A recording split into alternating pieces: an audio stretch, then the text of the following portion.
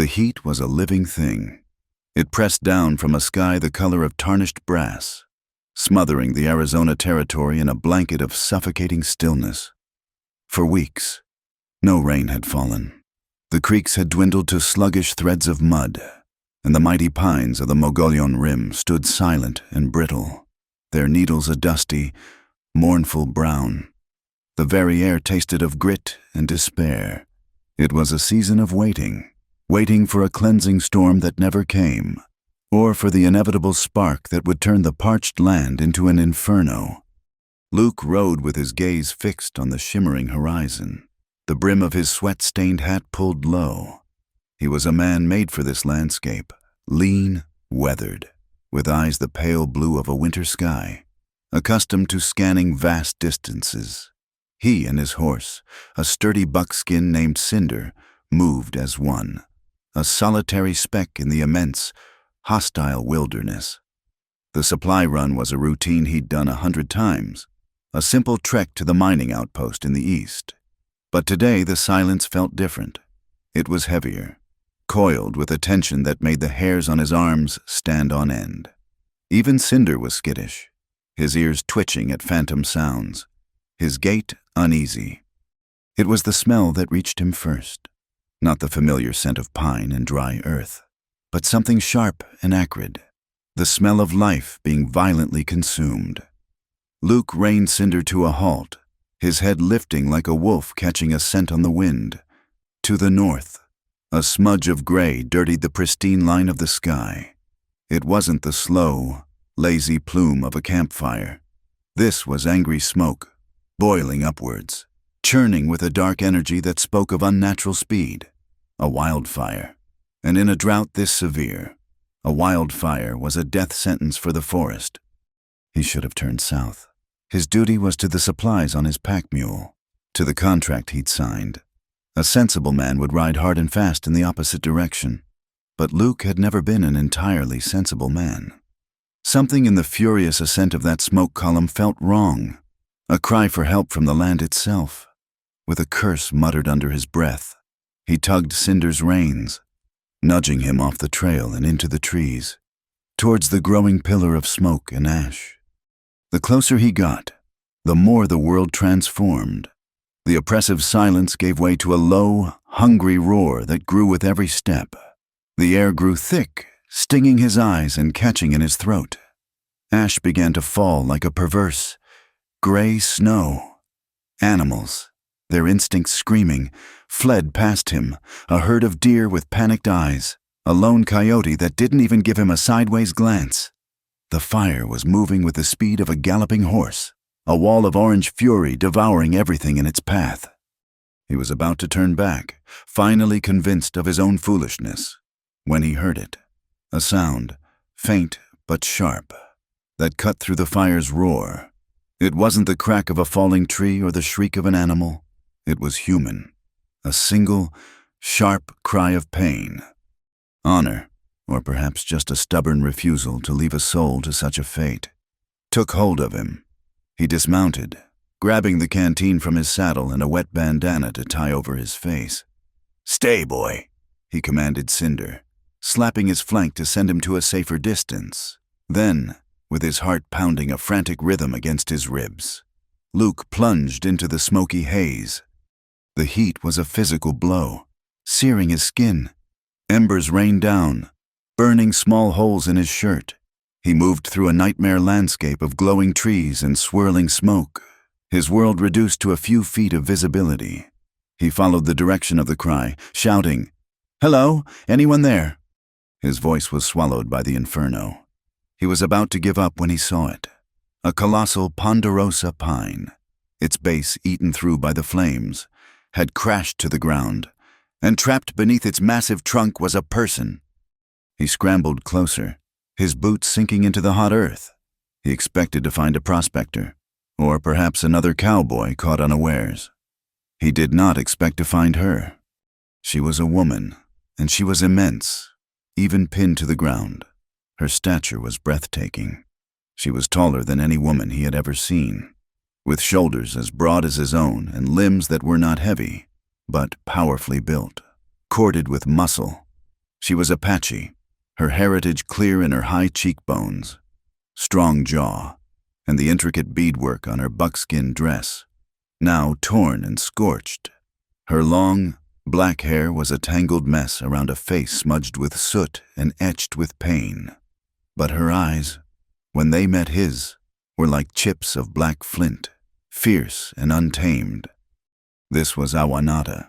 Though he did not know her name, he knew only that she was the daughter of Manitok, the formidable chief of the nearby Apache clan, a man with whom the settlers had a tense and fragile peace, and she was trapped, the full weight of a burning tree crushing her leg.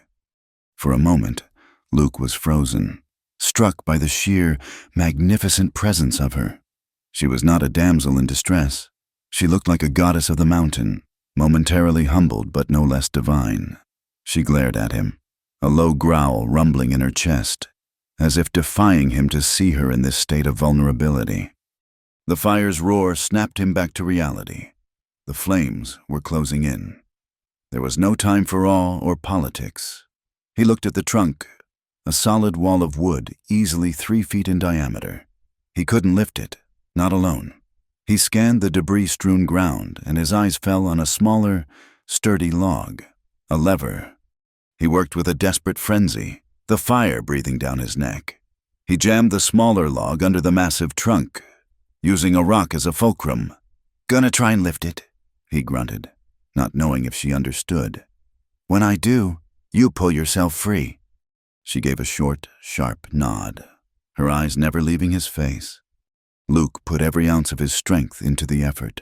He pushed down on the lever, his muscles screaming in protest, the veins in his neck standing out. The wood groaned. Slowly, impossibly, the great trunk lifted. Just an inch, then 2. It was enough. With a surge of raw power that stunned him, she dragged her body out from under the tree, her trapped leg bloody and mangled. The moment she was clear, Luke released the lever and the trunk crashed back to the earth with a deafening thud. He rushed to her side. "Can you stand?" She tried, pushing herself up with her powerful arms, but a sharp cry of agony escaped her lips as she put weight on the injured leg. She collapsed back to the ground, her pride warring with the excruciating pain. There was no choice. The fire was almost upon them. "I'm going to carry you," he said, his voice firm. Her flinty eyes flashed with defiance. The thought of being carried, of being helpless in the arms of a white man, was an insult she could barely stomach. But the wall of fire was its own argument. She said nothing, her jaw tight, as he bent down. He looped his arms under her back and knees, bracing himself. Lifting her was a staggering effort. She was solid muscle and bone, heavier than a grown man. For a terrifying second, he thought he would fail, that they would both perish there. But he locked his arms, grit his teeth, and stood. He staggered, finding his balance, and then began the grueling retreat, carrying the Apache chief's giant daughter out of the heart of the fire. They found refuge in a shallow cave carved into a rock outcropping, a small sanctuary from the raging storm of fire outside. The entrance was veiled by a curtain of smoke, but inside, the air was cooler, the stone under their feet a balm to the senses. Luke gently laid her down, his lungs heaving, his body slick with sweat and grime. He collapsed against the cave wall, every muscle in his body trembling from the exertion. For a long while, they both just breathed, listening to the muffled roar of the world burning outside. He watched her as she inspected her leg. The buckskin was torn away, revealing a deep gash and a swelling that indicated the bone, if not broken, was severely damaged. She touched it with a stoic lack of expression, but he saw the faint tremor in her hands. Luke pushed himself to his feet. He knew the basics of trail medicine, skills learned out of necessity in a land where doctors were a distant luxury. He ventured back to the edge of the smoke, foraging in a small, untouched ravine the fire had skipped. He returned with a handful of yarrow leaves to pack the wound and stop the bleeding, and broad comfrey leaves to make a poultice to bring down the swelling. He knelt beside her, holding out the herbs. She stared at them, then at him, her suspicion a palpable force in the small space. He spoke slowly, his voice low and calm. "For the wound, it will help." She did not respond. He sighed and began to crush the leaves between two stones, mixing them with a little water from his canteen to make a paste. He reached for her leg. Instantly, she recoiled, pulling her leg back with a hiss, her eyes flashing with a warning that needed no translation. "All right," he said, holding up his hands in a gesture of peace. "You do it." He placed the pulped leaves on a flat rock and pushed it towards her. She watched him for a long moment, her gaze analytical, searching, then, with slow, deliberate movements, she took the poultice and began to apply it to her own wound, her touch surprisingly gentle. Luke took the opportunity to make their shelter more habitable, gathering dry wood from the cave's interior and starting a small, smokeless fire. He used his bedroll to fashion a more comfortable place for her to lie, and hung his spare blanket over the cave entrance to filter some of the smoke. When she was done tending to her leg, she leaned back against the rock wall, her face a mask of exhausted pride. She finally spoke, her voice raspy from the smoke but deep and resonant. "Why?" The single word hung in the air between them. Luke looked up from the fire. "Fire was coming. Couldn't leave you there." "You are a white man," she stated, as if it were an accusation. "I am," he agreed, his tone even. "And you're an Apache. Fire doesn't much care about any of that." A flicker of something, doubt, perhaps, or a grudging respect, passed through her eyes before the cold mask slipped back into place. She fell silent again, wrapping her arms around herself. The immediate crisis was over, but a new, more complicated one had just begun. The first night in the cave was a long vigil of silence. The world outside glowed a hellish orange, the fire's roar a constant, menacing lullaby. Inside, the small fire cast dancing shadows on the stone walls, illuminating two people from opposing worlds, bound together by a shared catastrophe. The air was thick with unspoken things. He was acutely aware of her presence, the sheer size of her, the controlled power in her stillness. She was not like the women from the settlement, with their corsets and delicate hands. She was a creature of the earth, strong and elemental. He found himself wondering about her life, about the world she came from, a world he only knew through suspicion and conflict. She, in turn, watched him. She saw the way he moved, with an economy of motion that spoke of a life of hard work. She saw the kindness in the simple act of giving her his bedroll. She had been taught to hate his kind, to see them as invaders, thieves who took without asking, and many of them were. But this man, who had risked his life to pull her from a fire, who had treated her not as a savage or a prize, but simply as a person in need, he confused her.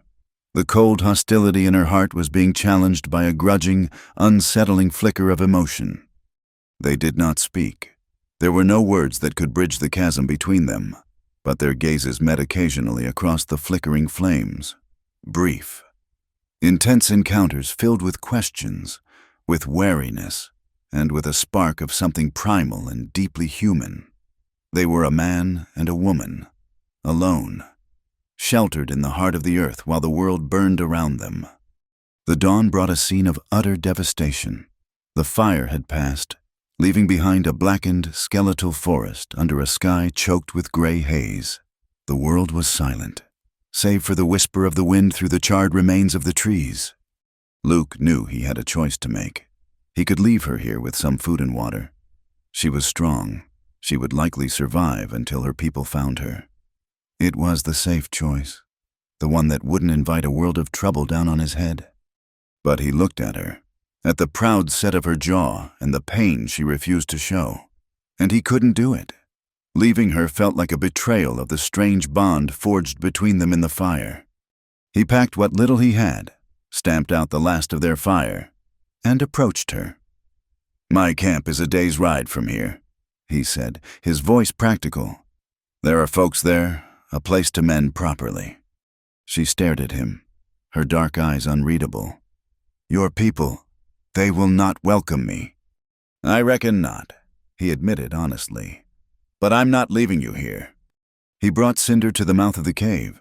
Getting her onto the horse was another challenge, but they managed.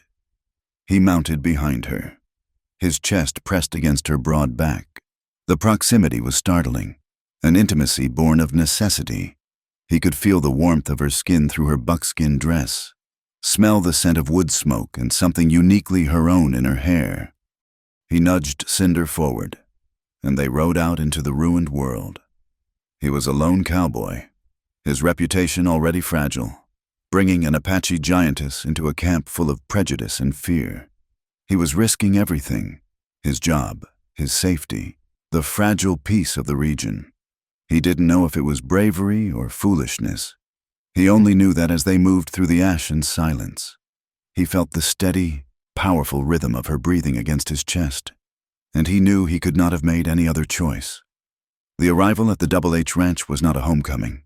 It was an invasion. As Luke rode Cinder through the main gate, the familiar rhythm of camp life stuttered and died. Men stopped their work, their heads turning in unison. A blacksmith's hammer fell silent mid-swing. A group mending harnesses lowered their tools. The lazy afternoon chatter evaporated, replaced by a thick, hostile silence. They weren't looking at Luke. All eyes were fixed on the woman seated before him on the saddle, the Apache woman, whose sheer size and bearing made her seem like a figure from a myth. Her injured leg was bound. Her face was a stoic mask of indifference, but her presence was as loud as a thunderclap. Whispers started first, snaking through the dust. "What in God's name is that?" one man muttered to another. "Look at the size of her." Then the whispers grew bolder, uglier. "That's an Apache. Luke's gone and brought a wildcat into the den." The screen door of the foreman's office creaked open, and Silas Blackwood stepped out onto the porch. He was a hard man with a face like a knotted piece of oak and eyes that missed nothing. He ruled the Double H with an iron fist and a deep-seated suspicion of anything that threatened the rigid order of his world. He took a long, slow look at Awanada, his lip curling in a sneer. "Luke!" he called out, his voice sharp and carrying across the yard. "What is this? You lose your mind out there in the smoke?" Luke swung himself down from Cinder, his movements weary but deliberate. He stood his ground, placing a hand on the horse's neck, a subtle gesture of possession and protection. "Found her caught in the fire. Silas, legs crushed. She's Manitok's girl." A wave of murmurs went through the assembled men. Manitok's daughter. That changed things from merely reckless to dangerously foolish.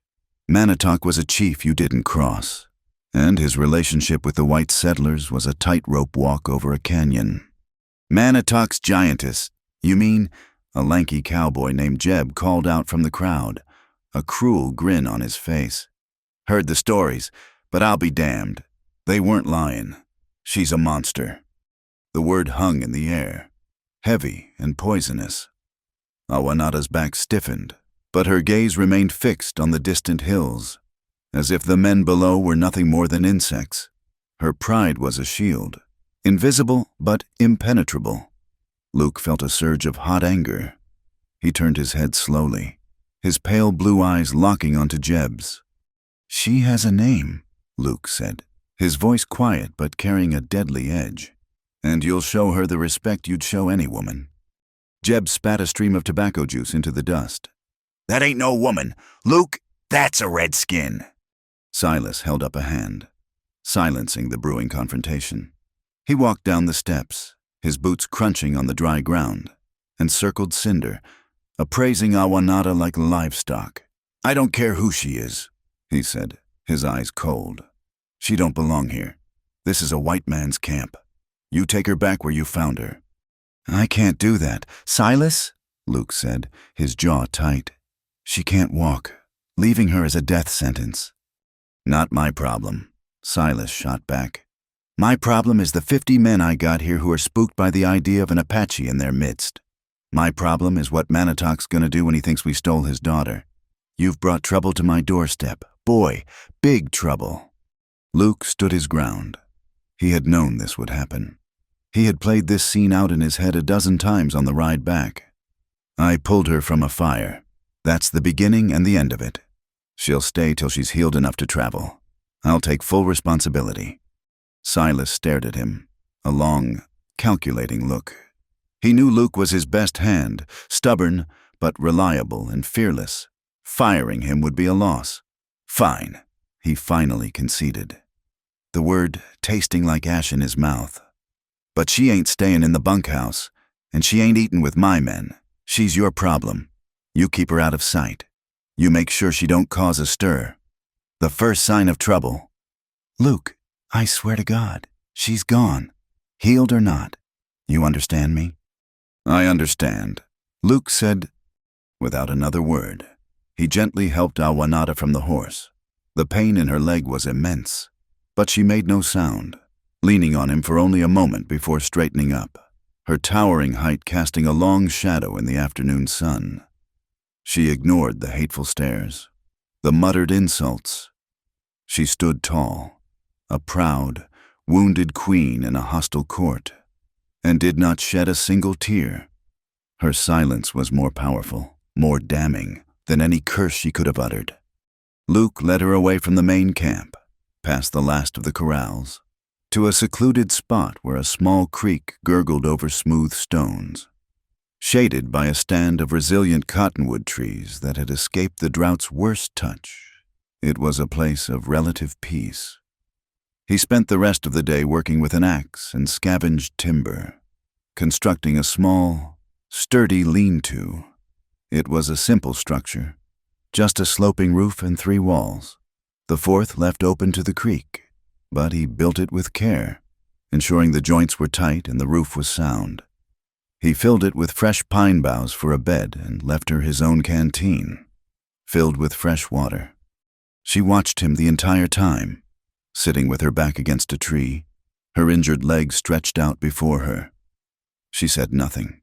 Her gaze followed his every move, analytical and intense. She saw the way he swung the axe, the fluid strength in his shoulders. She saw the way he carefully chose the best pieces of wood, discarding the rotten ones. He was not just building a shelter.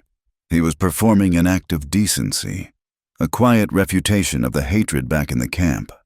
When he was finished, he simply nodded towards it. It's not much, but it's dry, and no one will bother you out here. He left her then, returning to the hostile atmosphere of the camp to face the whispers and the glares. He was an outcast now, tainted by his association with the Apache woman. The days that followed fell into a quiet routine. Awanada's leg began to heal, the swelling slowly receding. Luke would bring her food twice a day, a plate of beans and jerky, which she accepted with a silent, formal nod. The rest of the time, she was alone. The other cowboys gave her a wide berth, their fear and superstition keeping them at a distance. They would watch her from afar. This giantess who sat by the stream, as still and patient as the stones in the water. But Awanada was not made for idleness. As soon as she could limp, she began to move.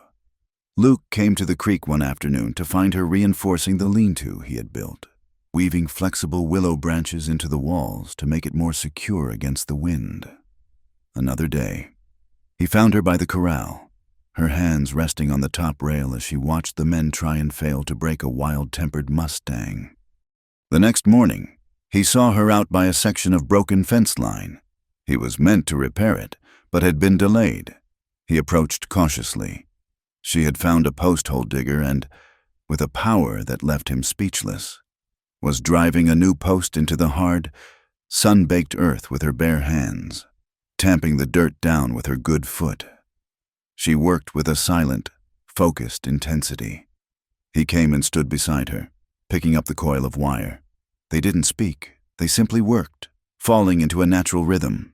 She setting the posts, he stringing the wire. The sun beat down on them, and the only sounds were their breathing and the scrape of metal against wood. In that shared labor, a bond was forged that was stronger than words, a mutual respect for strength, for competence, for a job that needed doing. Her greatest gift, however, was with the horses. The wild Mustang, a fiery black stallion, had thrown every man who had tried to ride him. Silas was ready to give up on him. One evening, Awanada limped into the corral. The men jeered, but fell silent as she ignored them completely. She didn't have a rope or a bridle. She simply stood in the center of the dusty ring, her presence calm and commanding. The stallion snorted, pawing the ground, its eyes wild. She began to speak to it, a low, soft murmur in the Apache tongue. She moved slowly, never making a sudden gesture. She held out her hand. The horse shied away, then grew curious. It edged closer, sniffing her outstretched fingers. Within an hour, she was stroking its neck, the horse standing perfectly still, its head bowed to her. By the time the sun had set, she had braided a small feather into its mane. She had not broken the horse's spirit. She had earned its trust. Luke watched from the fence, a profound sense of wonder filling him. She possessed a wisdom, a connection to the natural world that his people had lost. The drought broke on a moonless night. It did not come gently. The sky, which had been stubbornly clear for so long, turned a bruised purple. A low wind began to moan through the camp, kicking up dust devils that danced like ghosts. Then the first fat drops of rain fell, hissing as they hit the hot ground. Within minutes, the drops became a deluge, a solid sheet of water that turned the camp into a sea of mud. And then the lightning came, splitting the sky with jagged, white-hot fissures, followed instantly by claps of thunder so loud they shook the very foundations of the bunkhouse. It was a violent, primal storm, as if the sky were tearing itself apart. Luke lay on his bunk, listening to the roar. He thought of Awanada in her lean-to by the creek. It was sturdy, but a storm like this would test it. He worried the creek might flood its banks. As he was debating whether to check on her, his cabin door flew open with a bang. Awanada stood there, silhouetted by a flash of lightning. She was soaked to the skin, her black hair plastered to her face, her eyes wide with a terror that shattered her stoic composure. As another clap of thunder cannonaded through the camp, she flinched violently and stumbled inside, slamming the door behind her. She stood shivering in the middle of his small room, her arms wrapped around herself, her breath coming in ragged gasps. This was not the proud, unshakable woman he knew. This was someone else, someone terrified and vulnerable. The noise, she stammered, her voice barely a whisper. Luke rose from his bunk, moving slowly so as not to startle her. He lit a lantern, its soft yellow glow pushing back the shadows. "It's just the storm," he said gently. "You're safe in here." She shook her head, her whole body trembling. It sounds like the thunder sticks, like the shouting." He handed her a dry blanket from his bed. She took it, her fingers cold as ice. She wrapped it around her shoulders and sank to the floor, huddling by the small, cold stove. The storm raged outside, and inside, the silence was filled with her fear. Luke sat on the edge of his bunk, waiting, after a long while. As the thunder rolled into the distance, she began to speak, her voice low and haunted.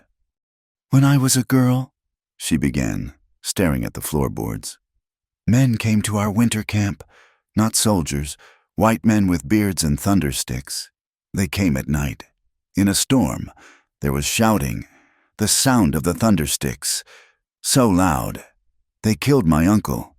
They took me." Her voice broke. "I was a prisoner for a year before my father found me. Every time the sky shouts, I am back in that camp. I am a girl again." Luke listened, his heart aching for the child she had been.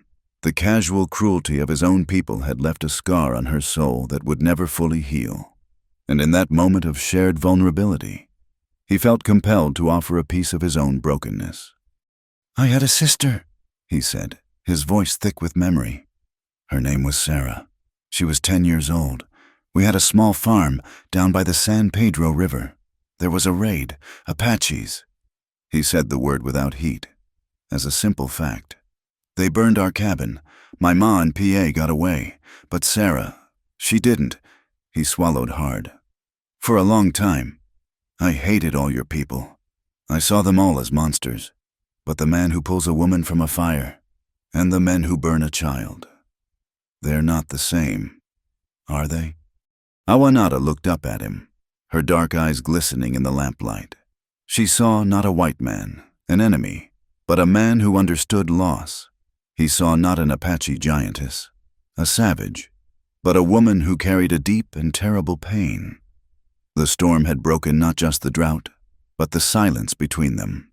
It had washed away the lines of race and history, leaving only two people, scarred by the same brutal world, finding shelter together in the night.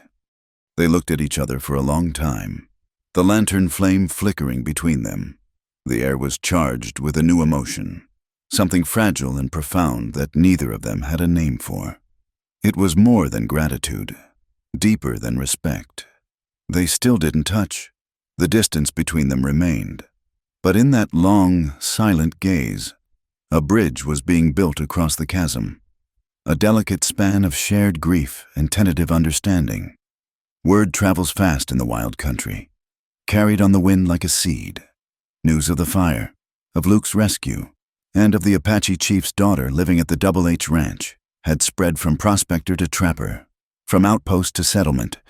It was only a matter of time before that word completed its journey and reached the ears of the man it was always destined for, Manitok. He came on a gray, overcast morning. There was no thunder of hooves, no war cry. One moment the camp was quiet, the next they were there, a silent line of a dozen riders at the edge of the clearing, as if they had risen from the earth itself. They were warriors, their faces grim, their bodies lean and hard. At their head sat a man whose presence eclipsed all the others. Manitok was old, his face a mask of deep-cut lines that told the story of 100 seasons. But his back was straight and his eyes, dark and piercing, burned with an unquenched fire. He was power incarnate, the living spirit of his people. The camp froze. Silas Blackwood came out of his office, his face pale, his hand hovering near the pistol at his hip. The cowboys backed away from the apparition, seeking the solid comfort of the bunkhouse walls. Luke, who had been checking Cinder's shoes, straightened up slowly, his heart a heavy drum in his chest. Manitok's gaze swept over the camp, dismissing the other men as if they were scenery. His eyes found Luke and held him for a long, unblinking moment. Then he spoke, his voice not loud but carrying the weight of absolute authority. "I have come for my daughter." Before Silas could offer a hostile reply, the flap of the lean-to by the creek was pushed aside. Awanada emerged. She had braided her hair and wore the buckskin dress, now cleaned and mended. She still limped, but she walked with her head held high, her regal bearing a silent challenge to the entire camp. She walked past the stunned cowboys, past Luke, and stopped 10 feet before her father. She raised a hand, palm open. He returned the gesture. They spoke in the low, guttural tones of the Apache language, their exchange brief and measured. It was not the emotional reunion a white man would expect, but a formal report between a warrior and her chief. He looked at her leg. Then his eyes moved to the carefully constructed lean-to. And finally, back to Luke. A flicker of something unreadable passed through his gaze. Awanada turned to Luke. "He wishes to know who you are." "My name is Luke," he said, his voice steady. She translated. Manitok slid from his horse with a surprising agility. He walked towards Luke, his warriors remaining mounted, their stillness a coiled threat. He stopped before him. So close Luke could see the gray in his braids and the old scars on his cheeks. He studied Luke's face, his eyes searching for weakness or deceit. "You pulled my blood from the fire," Manitok said, his English heavily accented but clear. "I did what anyone would have," Luke replied. "No," Manitok corrected, his voice stern. "Not anyone. A white man. You did this. You brought her here. You gave her shelter. My daughter has told me." He paused, his gaze sweeping over the hostile faces of the other cowboys. "She has told me you stood against your own people for her." He then turned, no longer addressing just Luke, but the entire camp. His voice rose, taking on the commanding tone of a chieftain making a proclamation. "The law of my people is old. It is a law of balance. When a great evil is done, a great debt is owed. When a great good is done, a great honor must be paid. The spirits of our ancestors watch. A life was saved, the life of the daughter of a chief. This is a great good. A debt has been created not of money or horses, but of the spirit." He turned his piercing gaze back to Luke. "The man who saves the life of the chief's daughter becomes part of her life. He has shown his spirit is strong enough to guard hers. This is the law, to repay the spirits, to honor my ancestors. You will take Awanata as your wife." A stunned silence fell over the camp, broken a moment later by a snort of derisive laughter from Jeb. The other cowboys stared, their expressions a mixture of disbelief and dark amusement. Silas Blackwood looked as if he'd been slapped. Luke felt the blood drain from his face. Wife? The idea was so far beyond the realm of possibility that he couldn't even process it. He looked at Awanata. For the first time since he'd met her, her proud mask had fallen. In its place was a look of raw vulnerability, a flicker of hope in her deep, dark eyes as she watched him, waiting for his response. It was that look, more than anything, that sealed his fate. He saw the storm in the bunkhouse, the shared confessions, the unspoken bond they had formed. But this, a marriage decreed like a law. "No," Luke said, the word coming out quieter than he intended. He cleared his throat and spoke again, more firmly. "Chief, I am honored, but I can't." Manitok's eyes narrowed. "You refuse her?" "No," Luke said quickly, looking at Awanata, trying to make her understand. "That's not it. She's a fine woman, a strong woman. But a marriage, it has to be a choice. A man and a woman decide that for themselves. It's not a debt to be paid. It's not an honor to be claimed. It's a matter of the heart. I can't marry her because a law says I must."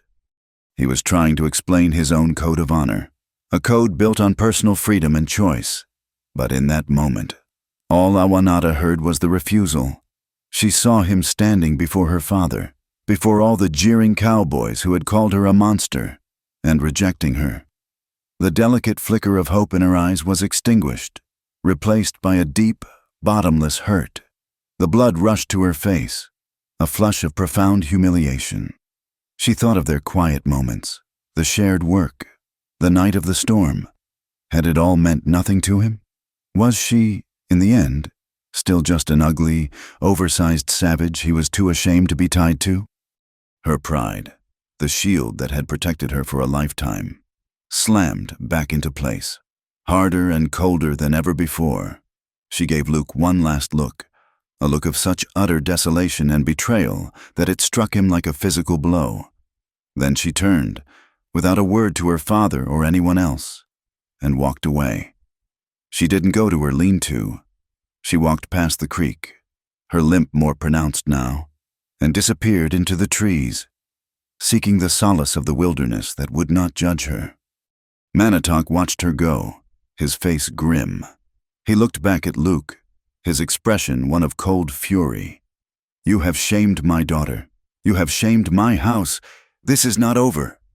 He turned, swung himself onto his horse, and with a sharp command to his warriors, rode away, leaving Luke alone in the silent, charged aftermath of his decision. The light rain that had been threatening all morning began to fall, a cold, miserable drizzle that suited Luke's mood perfectly. He stood there for a long time, the chief's words and, more importantly, Awanata's final look, burning in his mind. He hadn't meant to hurt her. He had been trying to be honorable, but he had been a fool. He had spoken the language of his world, of choices and freedom, to a woman whose world was built on duty and ancient laws. He had tried to reject the law, and in doing so, had rejected her heart. The thought was a spike in his gut. He couldn't stand it. He couldn't let her believe he found her undesirable, that their connection meant nothing. He had to find her. He had to make her understand. Ignoring the curious stares of the other men, he strode past the camp and into the woods, following the path she had taken. He found her by the creek, a mile upstream from the camp, in a small clearing surrounded by weeping willows. The rain was falling harder now, dripping from the leaves and running in rivulets down the stones. She was sitting on a moss-covered rock, her back to him, her great shoulders shaking with silent sobs.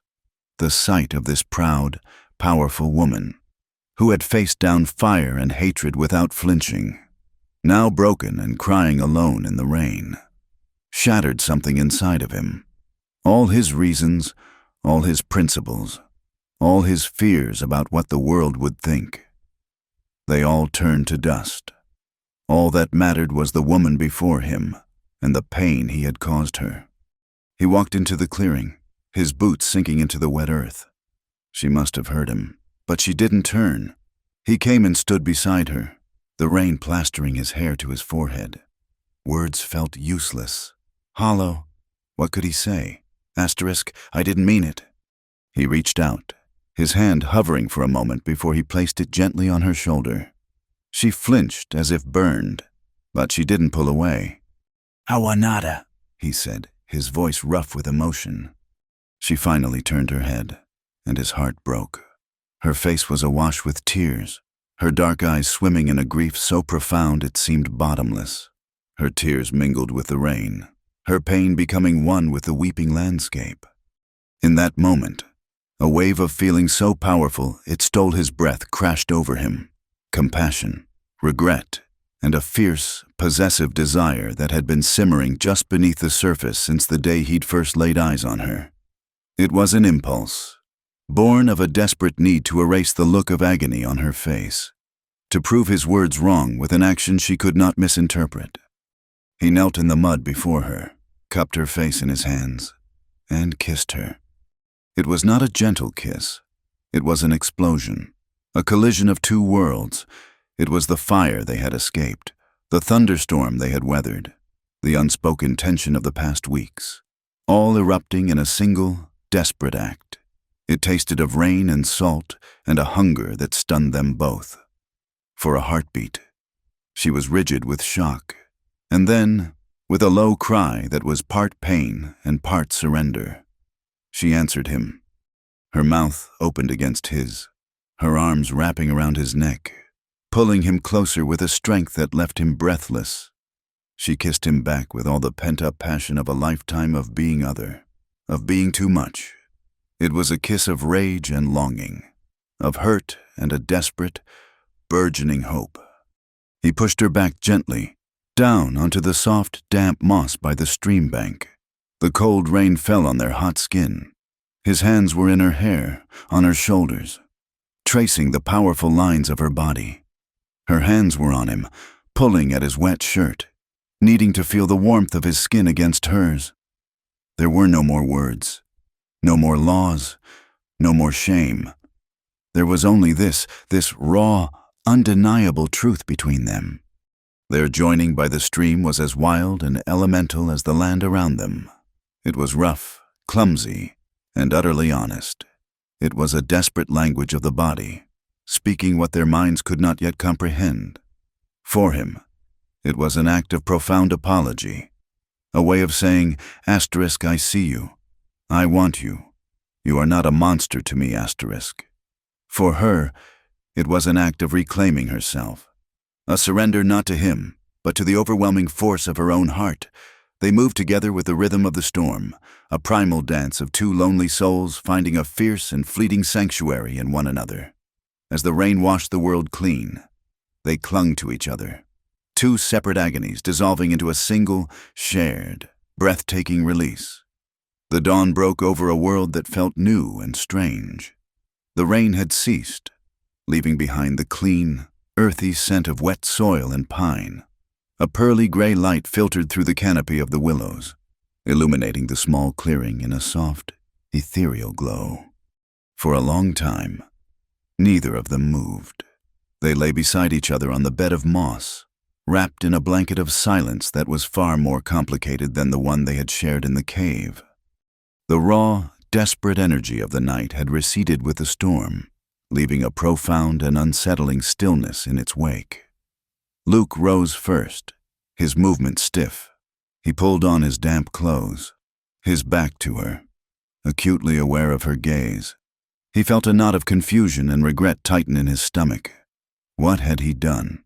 He had acted on an impulse, a white-hot flash of compassion and desire, and in doing so, had crossed a line from which there was no easy return. Awanada sat up, pulling his dry blanket around her shoulders.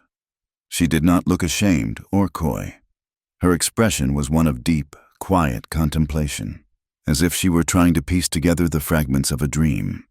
She watched him as he built a small fire, his hands, usually so steady, fumbling with the flint and steel.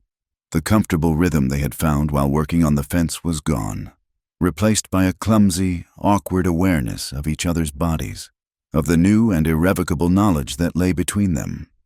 He finally turned to face her, the small fire crackling nervously between them.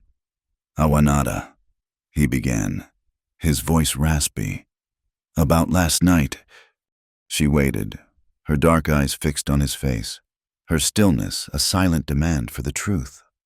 He struggled for the right words. Words that didn't exist. "What happened? It shouldn't have." "Not like that." He saw a flicker of hurt in her eyes and quickly tried to correct himself. "I mean, what your father said. About the law, about marriage." He ran a hand through his damp hair, his frustration mounting.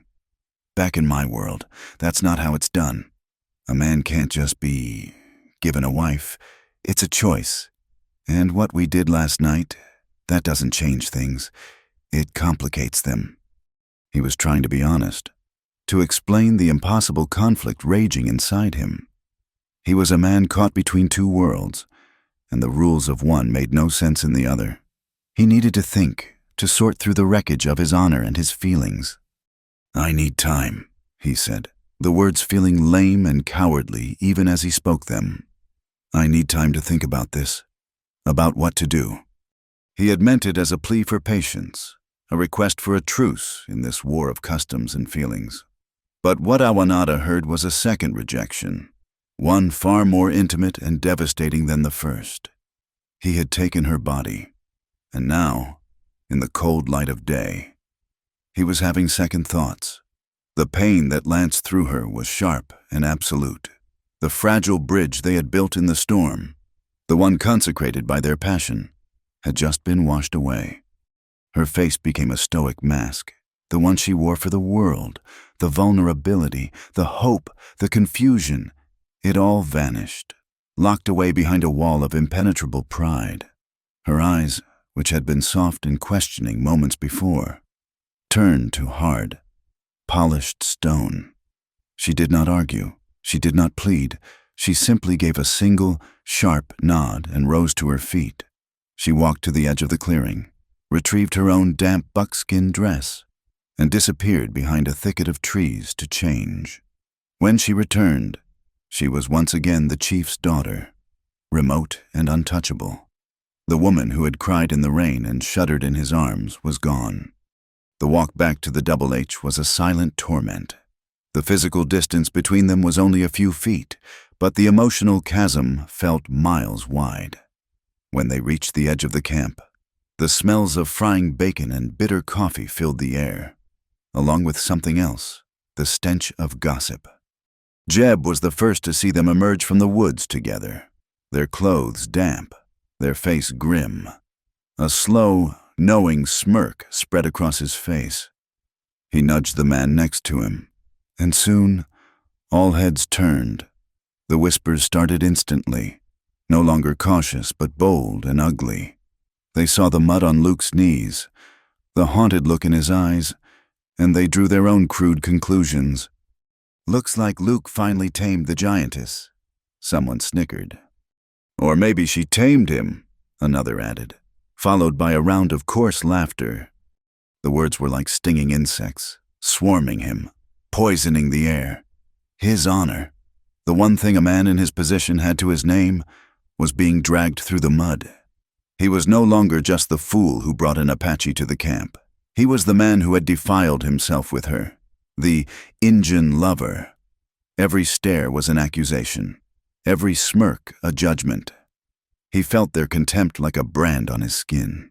Silas Blackwood stood on his porch, watching Luke with an expression of pure disgust, and simply shook his head before turning and going back inside. Luke's jaw was a hard, tight line of muscle. He wanted to lash out, to smash the smirking face of Jeb, to defend Awanada's dignity and his own. But what could he say? The truth was, in its own way, as damning as their lies. He looked at Awanada. She walked through the gauntlet of stairs as if they were not there, her head high, her gaze fixed on her lean-to. She did not look at him. She did not acknowledge his presence. She was already gone, retreated to a place inside herself where he could not follow. Later that day, Manitok returned. He did not come with a war party, but with only 2 guards and a string of spare horses. He did not enter the camp. He sat on his horse at the edge of the clearing, a silent, implacable judge. Awanada came out of her lean-to. She was carrying the small bundle of her belongings. Her leg was still weak, but her resolve was iron. She walked to her father, and with the help of one of the warriors, mounted a horse. She did not look back. She did not offer a word of farewell.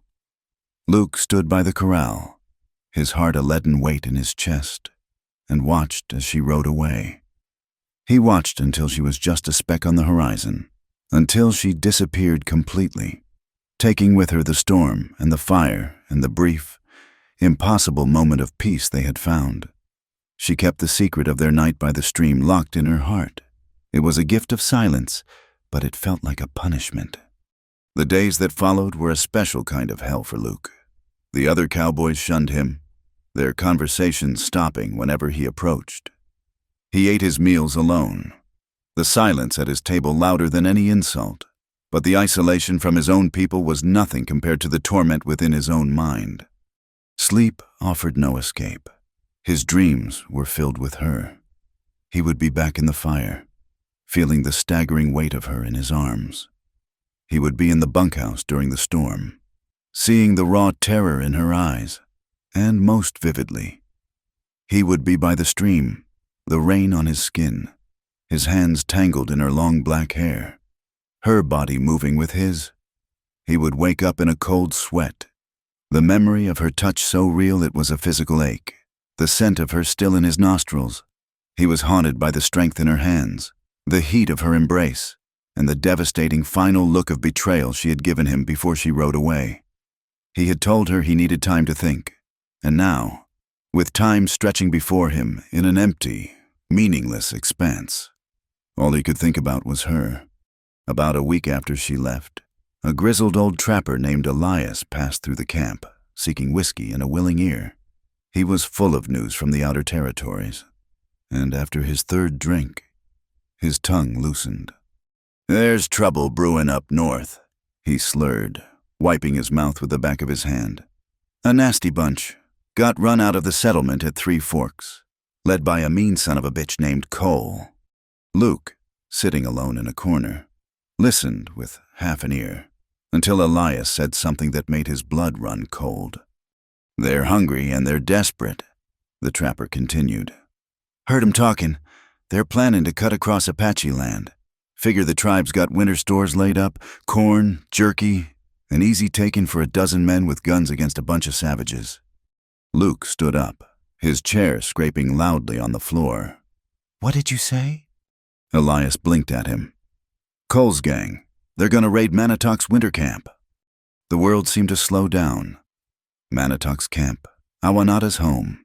He pictured it, a surprise attack, men with thunder sticks, shouting in the night.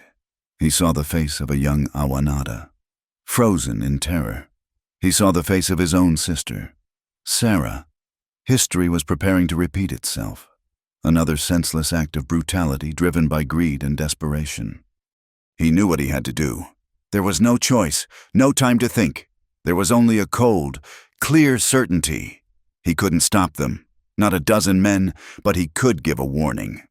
That night, under the sliver of a cold moon, Luke moved through the sleeping camp like a ghost. He packed a small bag with jerky and hardtack. He filled his canteen. He saddled Cinder, his movements swift and silent. He was turning his back on his own people, on the only life he knew. He was riding into the heart of a hostile land to warn a chief who hated him, all for the sake of a woman who believed he had betrayed her. It was madness, and it was the only honorable thing left for him to do. He rode hard, pushing Cinder through the night. He crossed the invisible line that separated the white man's territory from the Apaches, the air itself seeming to change, growing wilder, more ancient. At dawn, 2 silent riders materialized from the rocks on either side of him, their arrows notched and aimed at his heart. He raised his hands slowly, showing they were empty. They escorted him to the camp, a collection of wickiups nestled in a hidden, well-watered canyon. It was a place of quiet order. Women were grinding corn. Children were playing by the stream. He was brought before Manitok, who sat outside the largest of the shelters, a stone-faced council of elders beside him. The chief's eyes were like black ice. "The white man who shamed my daughter returns," Manitok said, his voice dripping with contempt. "Have you come to finish the insult?" "No, Chief," Luke said, his voice hoarse from dust and exhaustion. "I've come to warn you. There's a group of riders, a dozen of them, led by a man named Cole. They're coming to raid your camp for food. They're desperate men, and they will kill anyone who gets in their way." Manitok and the elders exchanged skeptical glances. A trick? A lie to gain some advantage? "And why would you warn us?" the chief demanded. "Why would you betray your own kind?" "They're not my kind," Luke said simply. "Men who prey on women and children have no kind." The chief was not convinced. Suspicion was etched into every line of his face.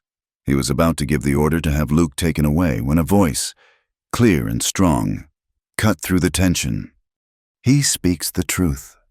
Awanata stepped out of her father's wickiup. She was dressed in the simple garb of an Apache woman, but she held herself like a queen. She looked tired, and there were shadows under her eyes, but her gaze was steady as she met Luke's. Manitok turned to her, his expression softening slightly. "Daughter, you believe this man?" Awanata did not look away from Luke. Her face was unreadable, her feelings a mystery, but her voice was firm, filled with an unshakable conviction that silenced all doubt. "He stood against his own people for me once before," she said, her words dropping like stones into the quiet canyon. "His spirit may be confused, but it is not false. I will vouch for him." Awanata's word was law. Manitok's lingering suspicion was overridden by the faith he had in his daughter. He gave a curt nod, a silent dismissal, and turned back to his council. The warriors who had escorted Luke lowered their weapons but not their hostile stares. He was a guest, but an unwelcome one. A sickness tolerated only because the cure might be worse. Awanata gestured for him to follow and led him away from the main camp, away from the prying eyes.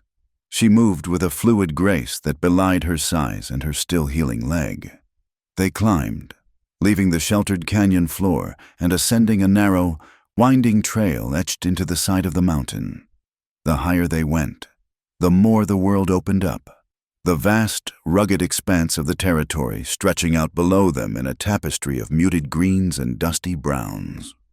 They came to a wide, flat ledge, protected on 3 sides by sheer rock walls and opening on the 4th to a breathtaking vista. From here, one could see for miles in every direction, monitoring the trails and passes that led to the canyon. The ground was scuffed and worn, and a series of targets made of woven grass and hide were set against the far wall, riddled with arrow holes. This was a warrior's training ground. "We will keep watch from here," she said, her voice formal, betraying none of the turmoil that lay between them. "If they come, we will see them long before they reach the camp." For a while, they worked in a functional silence, gathering firewood, checking sight lines, The awkwardness from their last meeting at the Double H still hung in the air, a ghost they both refused to acknowledge. Luke watched her as she pulled a beautifully crafted bow and a quiver of arrows from a small cache hidden in a crevice. She moved to the firing line, her motions economical and precise. She drew an arrow, sighted, and released. The arrow flew with a whisper and thudded into the dead center of a target 50 yards away. She fired again, and a third time, each arrow landing almost on top of the last. It was not just skill, it was artistry. "I have not seen a man shoot like that," Luke said, his voice filled with genuine admiration. "Few men have," she replied, her back still to him. She lowered the bow. Before I was taken, I was a warrior. I hunted with the men. I fought beside them. My size was a gift from the spirits.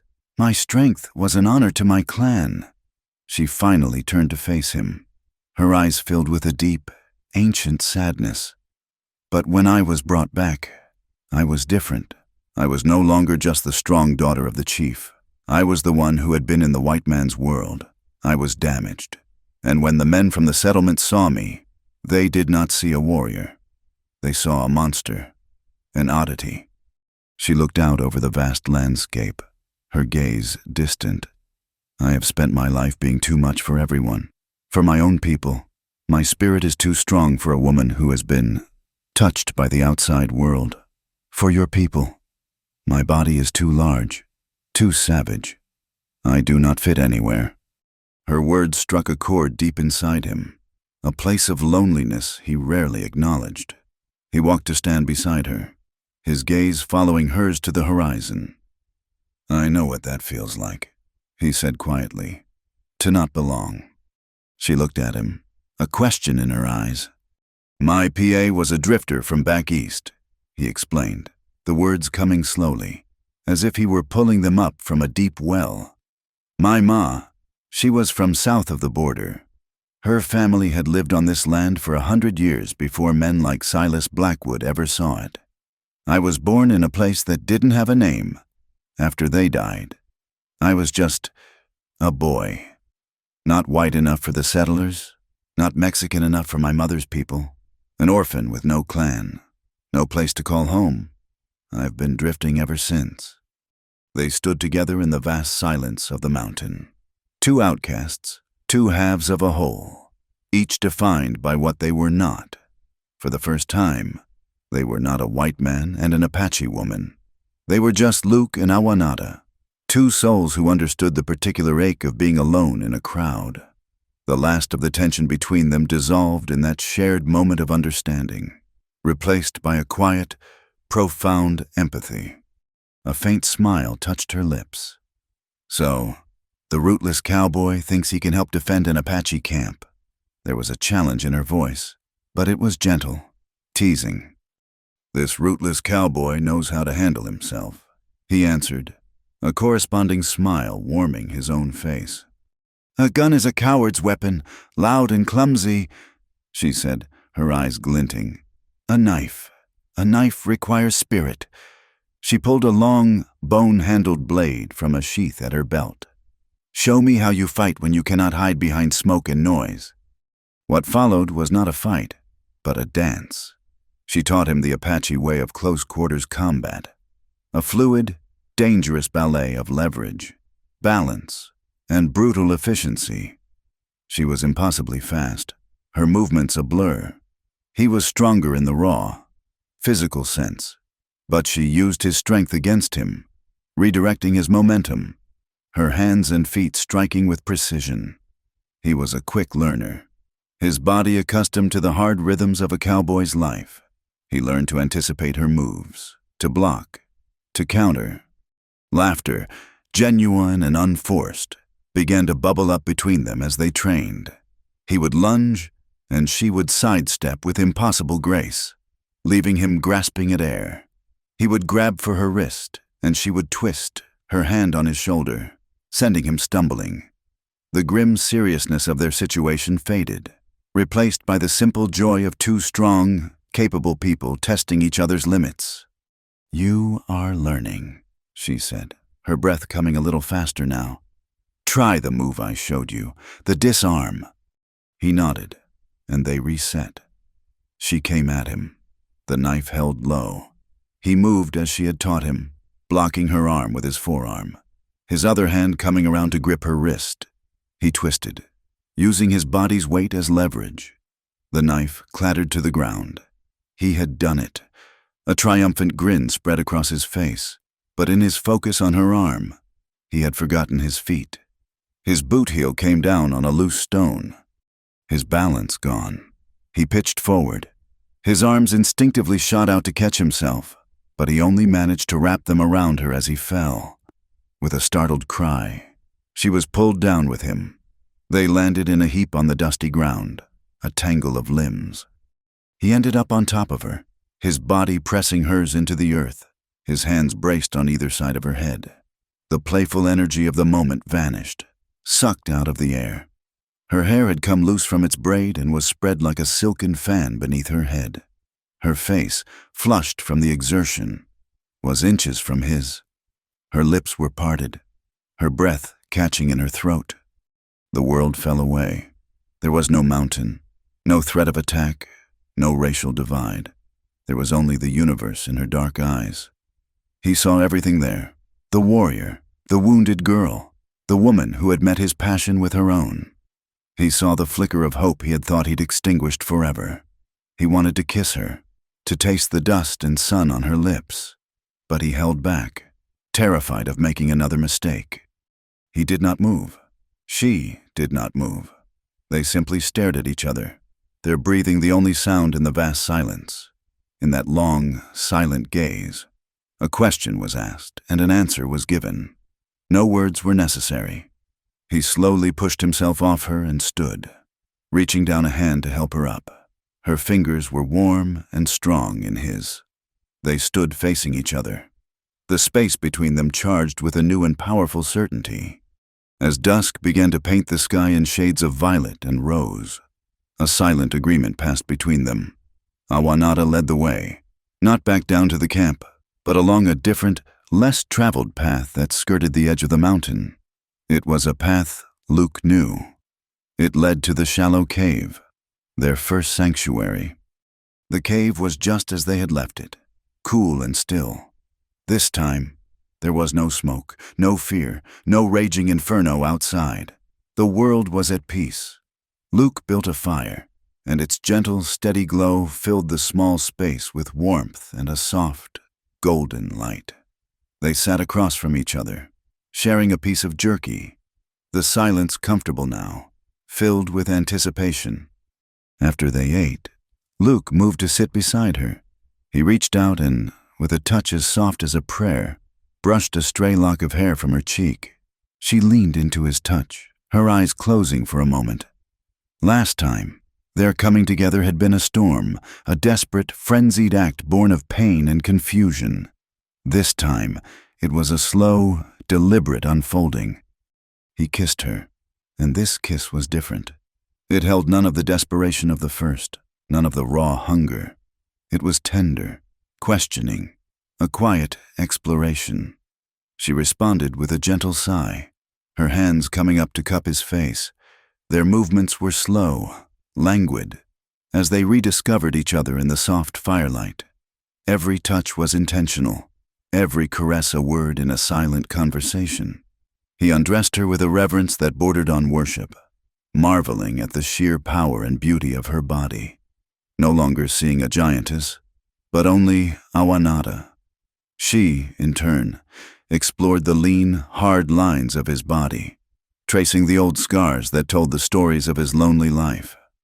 When they finally came together, it was a quiet, profound union. It was a conscious choice, a gentle merging of two souls who had finally found their harbor. They moved with a slow, perfect rhythm, their gazes locked, their hearts beating as one. In the stillness of the ancient cave, they found not a fleeting release, but a deep and abiding peace, a sense of coming home. Afterward, they lay in each other's arms, her head on his chest, the fire casting dancing shadows on the stone walls. His fingers gently traced patterns on her bare shoulder. "If it could be like this," he said, his voice a low whisper against her hair. "If we lived in a world without camps and tribes, without memory and hate, somewhere no one would judge." "I would choose you, Awanada, in a heartbeat. I would choose you." She was silent for so long he thought she might have fallen asleep. Then she lifted her head, her dark, luminous eyes finding his in the firelight. "I am not afraid of their judgments," she whispered, her voice thick with an emotion so powerful it made his heart ache. "I am not afraid of anything, if you are with me." Just outside the cave, hidden in the deep shadows of an old juniper tree, Manitok stood and watched. He had followed them, his heart a cold knot of anger and suspicion. He had expected to find his daughter shamed again, used and discarded. Instead, he saw the aftermath of their union. He saw the way the white man looked at her, with a tenderness and awe that no law could command. He saw the way his daughter looked at him, with a trust and a fearless love that he had never seen in her eyes before. He saw not a debt of honor being paid, but the beginning of a true bond. And for the first time, the old chief began to wonder if his daughter's happiness was more important than the ancient laws of his ancestors. His reflection was shattered by a flicker of light. Far to the east, a signal. He squinted. It was not one of his own scouts. It was a campfire, too large and too brazen to be a lone traveler. Then another one sparked to life beside it, and another. A sharp cry echoed up from the canyon floor, the voice of an Apache sentry. Manitok's face hardened, the brief softness vanishing, replaced by the iron mask of a war chief. The moment of peace was over. The jackals had arrived. The descent from the mountain was a descent into war. The moment they reached the canyon floor, the quiet intimacy of the cave was a distant memory, replaced by the grim, urgent energy of a camp preparing for battle. Warriors moved with a silent, deadly purpose, checking bowstrings, sharpening blades, and melting into the shadows along the canyon rim. Manitok stood in the center of it all, a rock in a swirling river. His orders delivered in low, sharp commands that were obeyed without question. He saw them approach, his gaze lingering on Luke for a moment before settling on his daughter. There was no time for questions or recriminations. "The pass," he said to Awanada, his voice hard as flint. "They will come through the narrow pass. It is the only way for horses. Hold them there. Buy us time." Awanada nodded, her face set. The warrior returned. She looked at Luke, an unspoken question in her eyes. "I know how they think," Luke said, answering her look. "They'll be loud. They'll charge, expecting to create panic. They won't be looking up." Together, they moved to the mouth of the canyon, a narrow, winding passage between two towering walls of rock. It was the camp's most vulnerable point, and its greatest strategic advantage. Awanada took command of the archers, stationing them in the high crevices and behind rocky outcrops, creating a lethal crossfire. Her knowledge of the terrain was perfect, her placement of her warriors intuitive and deadly.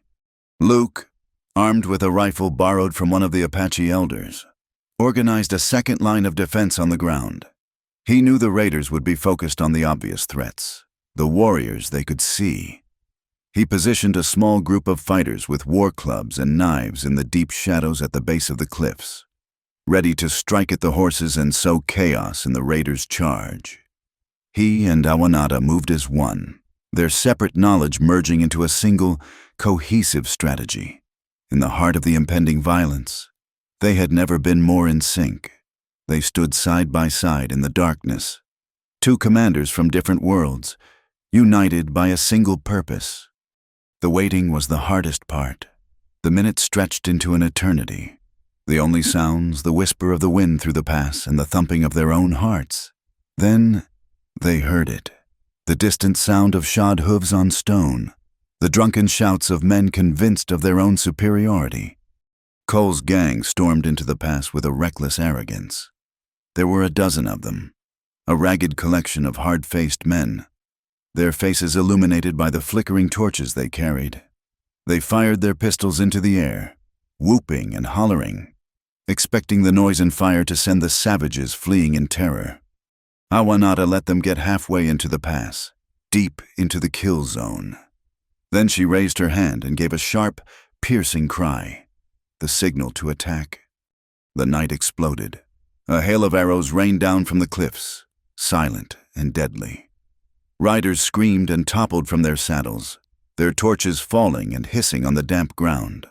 From the shadows below, the Apache fighters surged forward, hamstringing horses and pulling the shocked riders into the darkness. The confident charge devolved into a panicked, screaming melee. Luke fired the rifle, his shots measured and deliberate. He wasn't shooting to kill, but to disable. He took aim at men's shoulders and legs, his movements calm and efficient. Beside him, Awanada was a blur of motion, her bow singing as she sent arrow after arrow into the fray, her commands cutting through the chaos to direct her warriors. The raiders, caught completely by surprise, tried to rally. Cole, a big bearded man with a fearsome scowl, bellowed at his men to dismount and take cover. They began to fire their rifles wildly up at the cliffs, the bullets ricocheting off the stone with angry whines. The disciplined ambush turned into a desperate, brutal firefight. In the midst of the chaos, a small child, a boy no older than 5, suddenly toddled out from behind a wickiup near the mouth of the canyon. He had been hiding, and in a moment of terror, tried to run to his mother, who was huddled with the other women farther back. He froze in the open, paralyzed by the noise and the flashing lights, a small, terrified figure caught in a storm of violence. One of the dismounted raiders saw him. He grinned, a cruel, predatory expression on his face, and raised his rifle, taking aim at the easy target. Time seemed to slow down for Luke. He saw the rifle barrel swing towards the boy. He heard Awanada scream a warning. He didn't think, he simply acted. He dropped his own rifle and lunged forward, covering the 20 feet between him and the child in a desperate sprint. He dove, his body hitting the boy in a flying tackle, sending them both skidding into the dirt and out of the line of fire. A fraction of a second later, a searing, white-hot pain exploded in his chest. The raider's rifle had cracked, and the bullet, meant for the child, had found him instead. He felt the impact like a mule kick, stealing the air from his lungs. He collapsed onto his side, a dark, wet stain already spreading across the front of his shirt. The last thing he saw before his vision started to gray at the edges was the raider who shot him falling with an arrow in his throat, and Awanada's face, a mask of horror, appearing above him. The sight of Luke falling broke something in Awanada.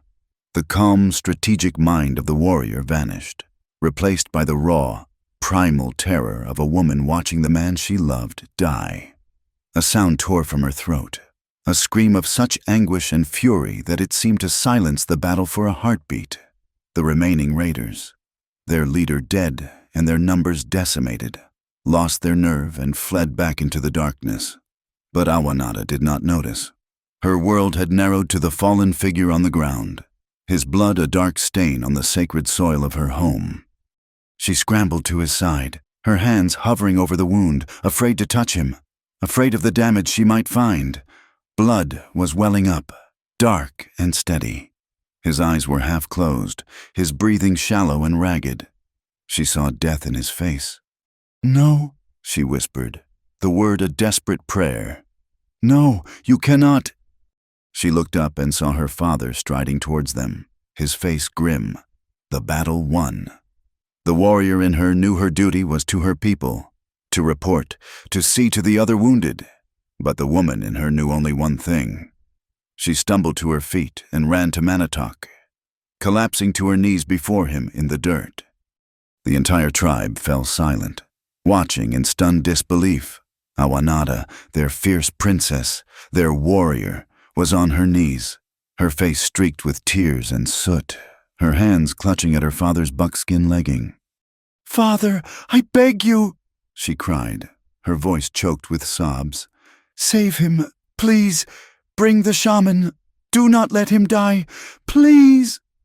Manitok looked down at his daughter, at this unprecedented display of utter desperation. He looked past her, at the wounded white man, the man who had shamed her, the man who had then saved them all, and he looked into Awanada's eyes. In their depths, he saw a love so fierce and so total that it eclipsed everything else. Honor, law, pride, and the ancient hatred between their peoples. It was a look he had never seen in her before, a look that transformed her from a chief's daughter into simply a woman, terrified of losing her entire world. In that moment, he understood. The choice had already been made. "Bring Nonet," he commanded, his voice booming through the canyon. "Bring the medicine man, now!" Luke's journey back to the world was a slow, agonizing crawl through a fog of pain and feverish dreams. He was vaguely aware of chanting, of the bitter taste of herbs on his tongue, of the cool touch of a poultice on the burning fire in his chest. But through it all, one thing was constant. Awanada. She was always there. He would open his eyes for a fleeting moment and see her face, her features etched with worry, her hands gently wiping the sweat from his brow. He would drift in the darkness and feel her hand holding his, a warm, solid anchor in a sea of pain. She did not sleep. She barely ate. She poured all of her formidable strength and willpower into a single, silent demand that he live. And he did. On the fourth day, the fever broke. He woke to the soft light of morning, his mind clear for the first time. The pain was a dull, heavy ache, but the fire was gone. Awanada was asleep in a chair beside his cot, her head slumped forward, her face exhausted but peaceful. He was in her wickiup. He realized, the tribe's heart, a place no white man had ever been welcomed. His survival and the story of how he had earned his wound transformed him in the eyes of the Apache. He was no longer the suspicious outsider. He was the man who had bled for one of their own. When he was finally strong enough to walk through the camp, leaning heavily on a stick, the villagers no longer looked away. They nodded to him, a new respect in their eyes. The children, once fearful, would shyly approach him. The warriors would give him a warrior's greeting. They had a new name for him. They called him Ingosonaki the the White Warrior. He had earned a place among them. But as his body healed, his mind grew more troubled. The future, which had been a vague and distant concept, was now a stark and unavoidable choice. One evening, as they sat together outside the wickiup, watching the sun set behind the canyon walls, Awanada finally gave voice to the fear that had been growing in both their hearts. "You are a hero here," she said, her voice soft. "My people, they love you now. They see the strength of your spirit." She paused, turning to look at him, her eyes full of a deep, sorrowful wisdom. "But you cannot stay here forever as a guest, and you cannot go back." He knew she was right. "If I go back to the Double H," he said, thinking of Silas's contempt, "I'll be an outcast, a traitor who fought with Apaches against his own kind. They'd run me out of the territory if they didn't string me up first." "And if you stay?" she asked, her voice barely a whisper. "If you stay here, you will be honored. My father would welcome you. You would have a home, a family." She looked down at her hands. "But to your people, you would be a renegade, a man who has turned his back on his own blood. You would be lost to that world forever, a ghost." The choice was laid bare before him, as stark and unforgiving as the landscape around them. It was a choice between two kinds of exile, two kinds of death. He looked at her strong, beautiful face, at the woman who had fought beside him, who had cried for him, who had willed him back to life. He loved her. He knew that now with a certainty that was as real as the ground beneath his feet.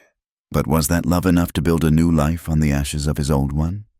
He was faced with the final, terrible choice: stay and become Awanada's husband, a white warrior in a red nation, forever branded a traitor by the world that had raised him, or leave and ride away from the only true home his heart had ever known, and lose her, and himself, forever.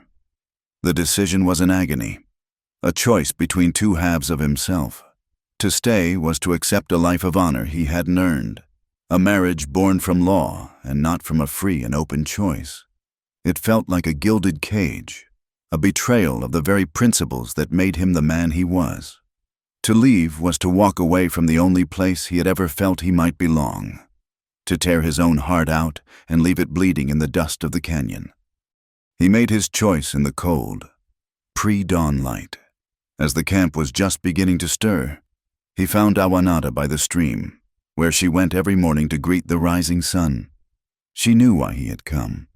She saw it in the grim set of his jaw, in the profound sadness that had settled deep in his eyes.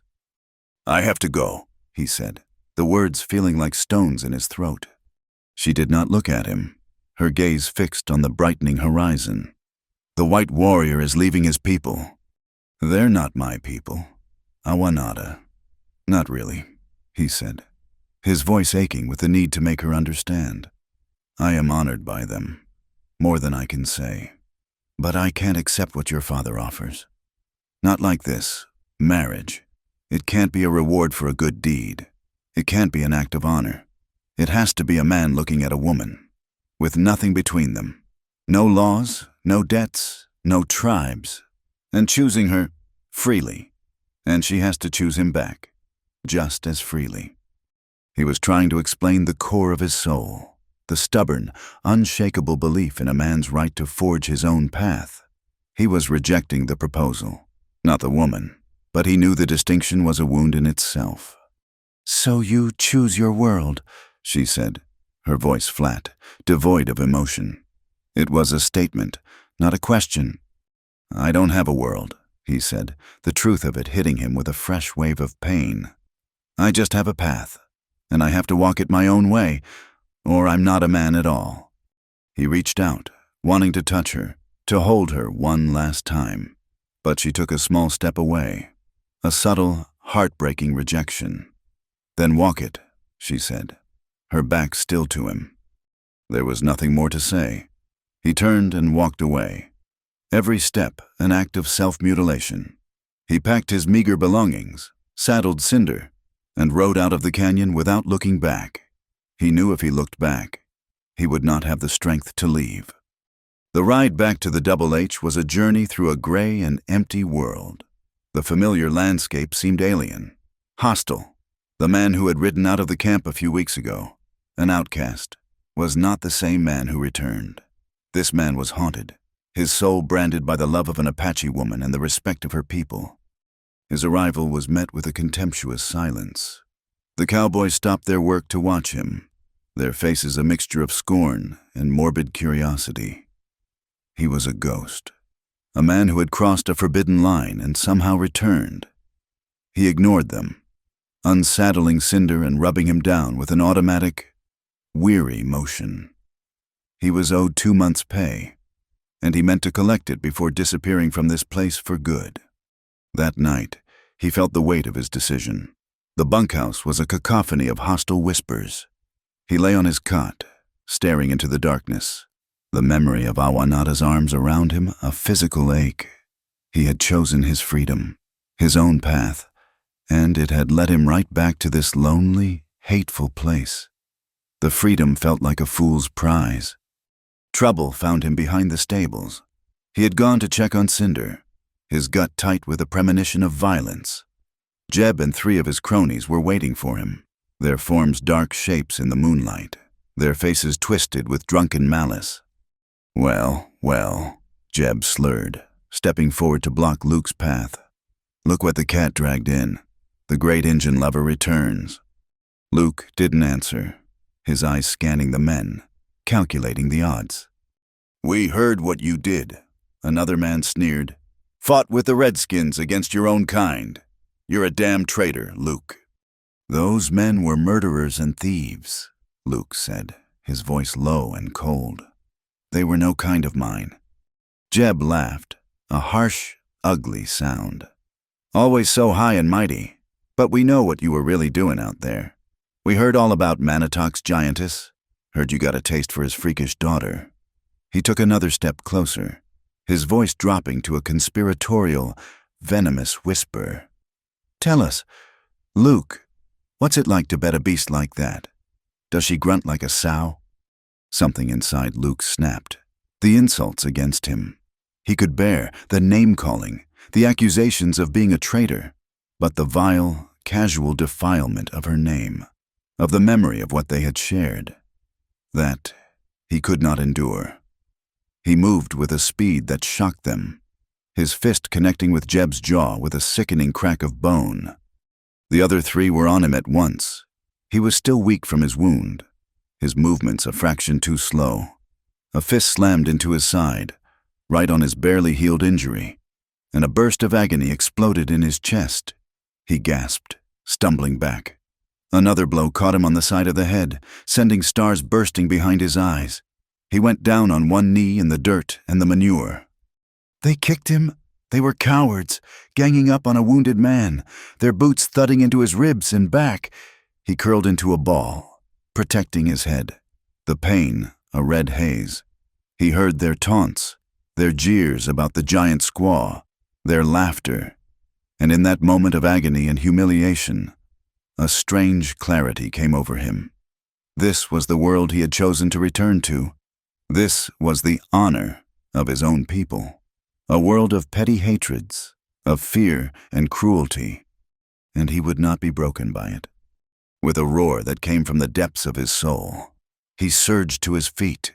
He was a wounded animal, cornered and furious. He grabbed one man by the shirt and threw him into the side of the stable. He turned and met another's charge, his elbow catching the man under the chin. He fought with a desperate, reckless fury, not to win, but simply to stand, to refuse to be laid low by their filth. He took more punches, his lips split, his eyes swelling shut, but he gave as good as he got. When it was over, Jeb was nursing a broken jaw. The other three were groaning on the ground, and Luke was standing, swaying on his feet, his body a symphony of pain, his chest heaving. He stood alone, blood dripping from his mouth, and looked at the men he had once called his peers. He had not asked for their help. He had not needed it. He stood on his own. He staggered back to his bunk, collapsing onto the thin mattress. The world began to spin. The pain in his chest was no longer a dull ache, but a raging fire. A fever took hold, plunging him into a delirious, sweat-soaked darkness. He was back in the cave. Not the cave from the fire, but the one on the mountain. He was lying by the gentle glow of the fire, his body broken, his spirit adrift. He felt a cool hand on his forehead, a touch that soothed the fire. He heard a voice, low and melodic, singing a song he did not know in a language he did not understand. It was a strange and beautiful sound, a song of the earth, of the wind in the pines, of the stars turning in the vast, dark sky. He turned his head and saw her, Awanada, her face soft in the firelight. She was leaning over him, her arms wrapping around him, pulling him into an embrace that was not crushing, but was as warm and safe as the earth itself. It was an embrace that said *home*. He woke with a gasp, his own name on his lips. Awanada. The fever was gone. The bunkhouse was empty, the morning sun slanting through the dusty window. His body was a roadmap of pain, every muscle screaming, every bruise a tender memory of the fight. But his mind was perfectly, diamond-hard clear. The dream, the fever, had burned away all the doubt, all the foolish pride, all the agonizing conflict. His honor wasn't something to be found in the opinions of men like Jeb or Silas. It wasn't in choosing a path because it was the right one according to some abstract code. His honor was her. His path was her. His world was the circle of her arms. He had been a fool, a proud, stubborn fool who had walked away from the only real thing in his life because he was trying to choose it on his own terms. But love wasn't a choice to be made in a vacuum. It was a choice to be made in the face of the world, in spite of it. He had been given a gift, a home, a family, the love of a woman who was his equal in every way, and he had thrown it away. He sat up, the pain in his chest sharp and real. He looked around the squalid little room, at the life he had clung to out of habit. It was nothing, less than nothing. He stood up, his movements slow but deliberate. He walked to Silas Blackwood's office. He didn't knock. He walked in, took the pouch of coins, his back pay, from the table where Silas had left it, and turned to leave. "You're not welcome here anymore, Luke," Silas said, not looking up from his ledger. "Don't worry," Luke said, his voice a hoarse rasp. "I was never here." He walked out of the office, out of the bunkhouse, out of the life of a cowboy. He left it all behind. The money, the land he might have one day owned, the hollow shell of a reputation he had fought to defend. He saddled Cinder and rode north, back towards the Apache lands, a man stripped of everything but a single, burning purpose. He rode for 2 days, his heart a frantic drum against his ribs. What if they were gone? What if she wouldn't see him? When he reached the hidden canyon, it was empty. The wickiups were gone. The fire pits were cold. There was no sign of life, only the ghosts of the people who had given him shelter. A cold dread seized him. They had moved on, to their wintering grounds, and he had no idea where that was. He was lost. His instincts took over. He turned Cinder and urged him up the winding path, towards the mountain, towards the place where they had trained, where they had fallen, where they had looked into each other's souls. He came to the wide, flat ledge, the place that felt more like home than any place else on earth. It was empty. His heart sank. He walked to the edge of the cliff, looking out over the vast, indifferent landscape. He had lost her. And then he saw her. She was standing on a parallel bluff, 100 yards away across a deep gorge. She was not dressed in buckskin. She wore a woven dress the color of a sunset, a deep, vibrant red, adorned with intricate patterns. Her black hair was loose, blowing in the wind. She was simply standing there, watching him, as if she had been waiting.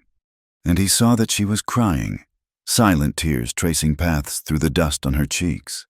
They were not tears of sadness, he realized. They were tears of an unbearable, overwhelming relief. She had been waiting to see if the man would return. Not the warrior, not the hero, just the man. And he had come. He found a path. It was a treacherous, barely there trail that wound its way down into the gorge and back up the other side. A journey that took the better part of an hour. Every step was a penance, every sharp rock a reminder of his own foolish pride. Cinder, his ever-faithful companion, picked his way carefully behind him, and all the while, he never took his eyes off the splash of red on the opposite cliff, the fixed point in his chaotic world. When he finally scrambled up the last few feet of rock and stood on the same ground as her, he was breathless, covered in dust, and stripped of everything but the raw, desperate need in his soul.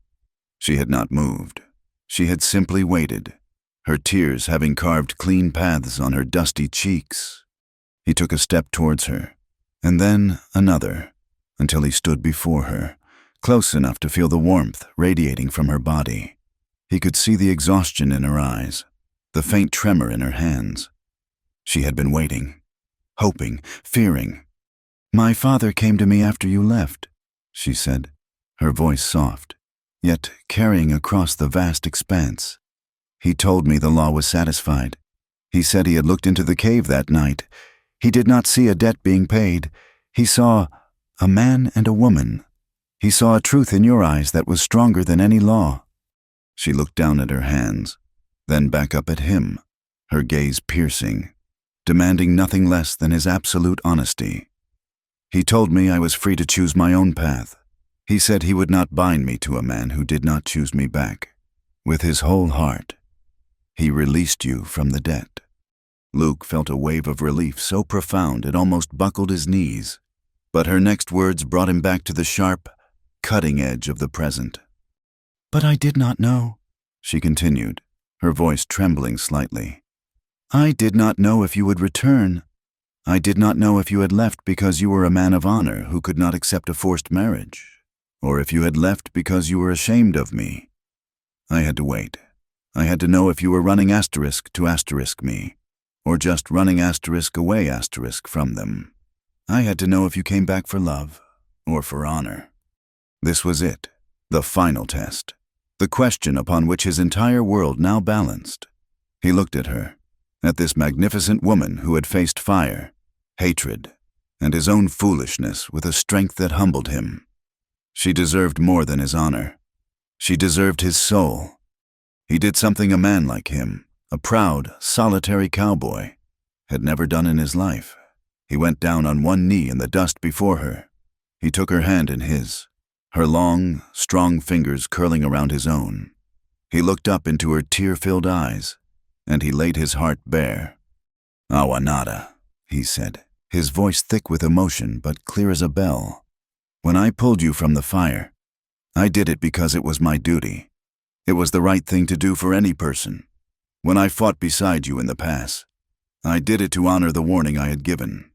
When I took a bullet for that boy, I did it because no child should ever have to face that kind of hate." He squeezed her hand, pouring all of his conviction, all of his love, into his words. "But I came back for you now for none of those reasons. I am not here because of duty, or honor, or law. I came back to save myself. This time, I'm not saving you. I'm asking you to save me, because my heart is yours. It has been from the moment I first saw you, and I was just too proud and too blind to see it. I choose you, Awanada, I choose you." A single, perfect sob escaped her lips, a sound of a pain so deep it had finally found its release. She pulled him to his feet, her hands framing his bruised and swollen face. She looked at him, truly looked at him, and saw not the white warrior, not the renegade, but just Luke, her Luke. And then they kissed. It was their third kiss, and it held the truth of their entire journey. It was not the desperate, fiery collision in the rain, born of pain and misunderstanding. It was not the slow, tender discovery in the cave. A question whispered in the darkness. This kiss was a vow. It was the certainty of the rising sun, the strength of the mountains, the deep, unshakable peace of a soul that has finally found its other half. It was a kiss of homecoming, a kiss that promised forever, a kiss that sealed the space between two worlds and created a new one, just for them. Their wedding was not held in a church or in the heart of the tribe's camp.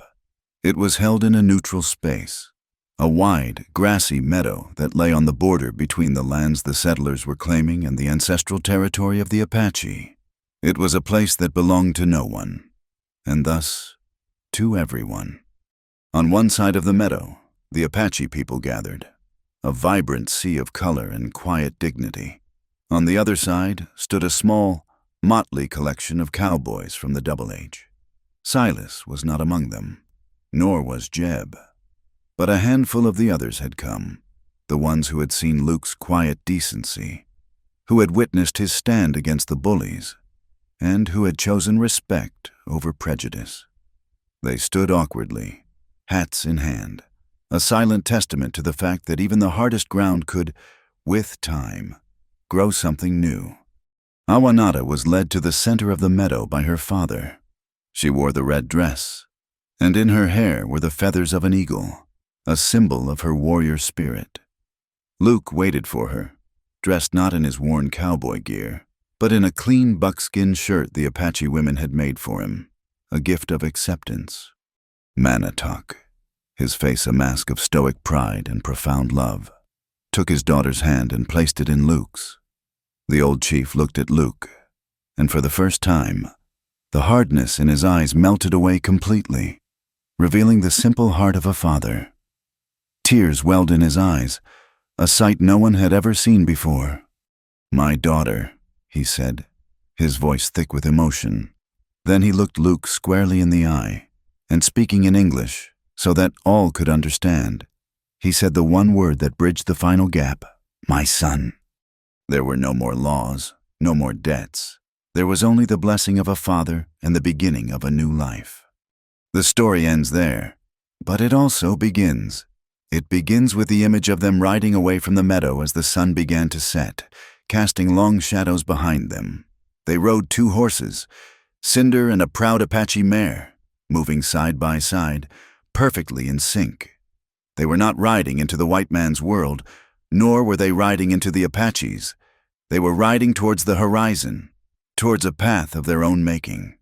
A space between 2 worlds where a love as big as the sky and as strong as the mountains could finally, and forever, be free.